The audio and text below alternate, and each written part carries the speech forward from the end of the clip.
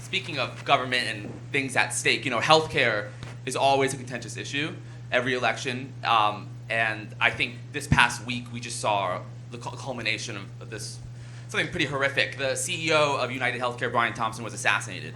And the reaction online, I was surprised by. It was people celebrating, people mocking. There was a lookalike contest of the murderer. And I want to read this particular tweet that someone wrote that I think sums up the sentiment. Today we mourn the death of United Healthcare CEO Brian Thompson, gunned down. Wait, I'm sorry. Today we mourn the deaths of the 68,000 Americans who needlessly die each year so that insurance companies, execs like Brian Thompson, can become multimillionaires.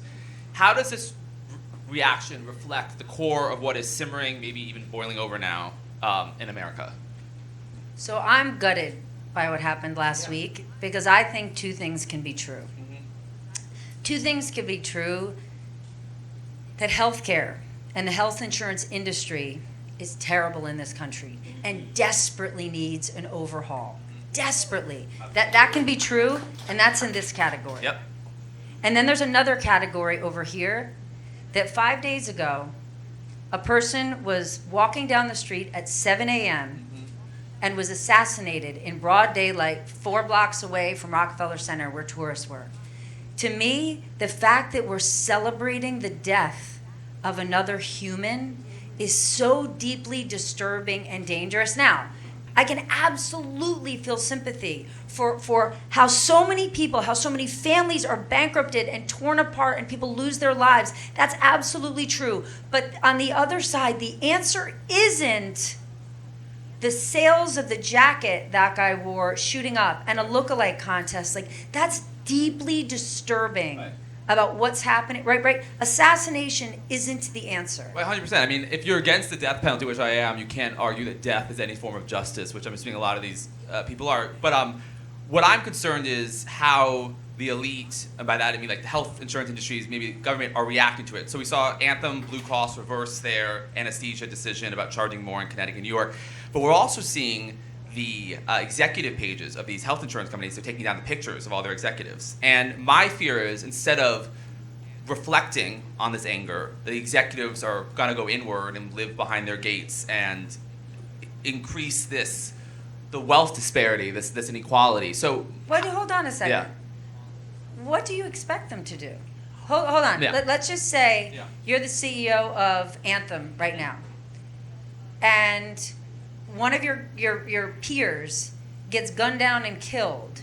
And listen, you got a lot of work to do, no doubt. And I'm not saying that person's a good person or a bad person.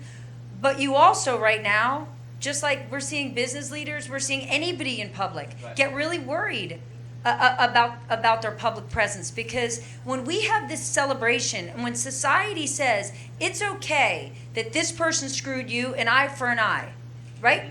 What's to say that somebody doesn't come out to anyone here and say, you said this, now I'm coming for you.